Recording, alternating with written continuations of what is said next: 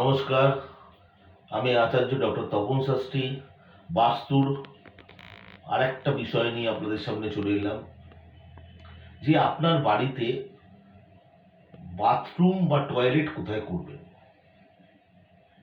এটা আপনার বাড়ির ক্ষেত্রে বা আপনার ফ্ল্যাট যে কোনো ব্যাপারে এটা কাজে লাগবে। দেখুন, আমাদের আধুনিক ব্যবস্থা অনুযায়ী আমরা যেটা বাথরুম, যেখানে স্নানাগার এবং টয়লেট বা শৌচাগার আমরা পাশাপাশি নির্মাণ করি, একই একটা কক্ষের মধ্যেই নির্মাণ করি।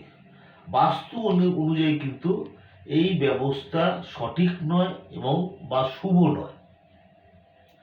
স্নানাগার বা বাথরুম সাধারণত পূর্ব দিকে এবং শৌচাগার বা টয়লেট সাধারণত দক্ষিণ পশ্চিম দিকে নির্মাণ করা শুভ।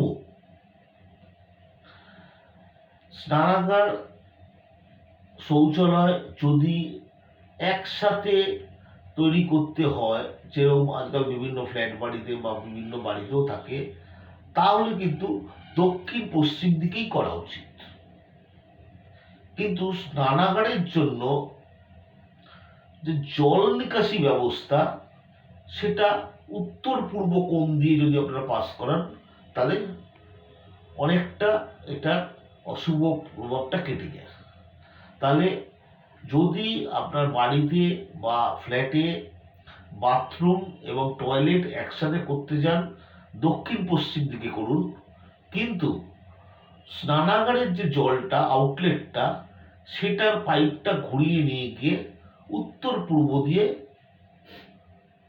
ওয়েস্ট করা, ফেলে দিন, সেটা করা যায়। যদি ভালো লেগে থাকে লাইক করবেন, পরিচিতদের শেয়ার করবেন এবং পরবর্তী ভিডিও পাওয়ার জন্য চ্যানেলটাকে সাবস্ক্রাইব করে রাখবেন। নমস্কার।